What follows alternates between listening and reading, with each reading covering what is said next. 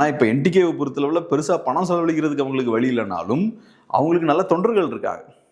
So இப்போ ஏகப்பட்ட YouTubers இருக்காங்க. யூடியூப் சேனல் இல்லைனா கூட பக்கத்தில் இருக்கவங்கள்ட்டலாம் போய் பேசக்கூடிய ஆட்கள் இருக்காங்க, மேடைகளில் பேசக்கூடிய பேச்சாளர்கள் இருக்காங்க.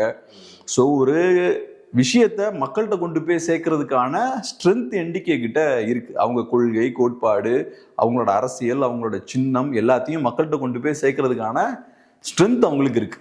எனக்கு தெரிஞ்சு மற்ற பெரிய கட்சிகளை விட அது நல்லாவே இருக்கு. பெரிய கட்சிகள் பணம் கொடுத்தா தான் வேலை நடக்கும். என்டிகேவுக்கு பணம்லாம் கொடுக்காம அந்த கட்சிக்காகவும் அந்த கொள்கைக்காகவுமே உழைக்கிறதுக்கு நிறைய பேர் இருக்காங்க. ஸோ சின்னத்தை அவங்க ஈஸியாக கொண்டு போய் சேர்த்துருவாங்க தான் நினைக்கிறேன். என்னை பொறுத்தளவில் ஓட் ஷேர் கொஞ்சம் இன்க்ரீஸ் ஆகிறதுக்கு வாய்ப்பு இருக்குன்னு நினைக்கிறேன். ஆனால் இந்த தடவை போட்டி கொஞ்சம் அதிகம் தான். ஏன்னா விஜய் உள்ள வராரு. திமுக எதிர்ப்பு வாக்குகளுக்கு நிறைய பேர் குறி வைக்கிறாங்க. இதுக்கு முன்னாடி பாஜக, அதிமுக, என்டிகே இருந்தாங்க.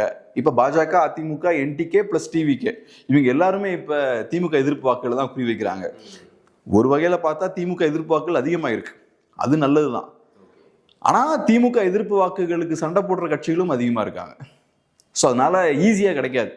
போன தடவை திமுக எதிர்ப்பு வாக்குகளை வாங்குறதை விட இந்த தடவை அதை வாங்குறது கஷ்டமாக இருக்கும். ஸோ போட்டி போட்டு தான் நிறையா வாங்க வேண்டியிருக்கும்.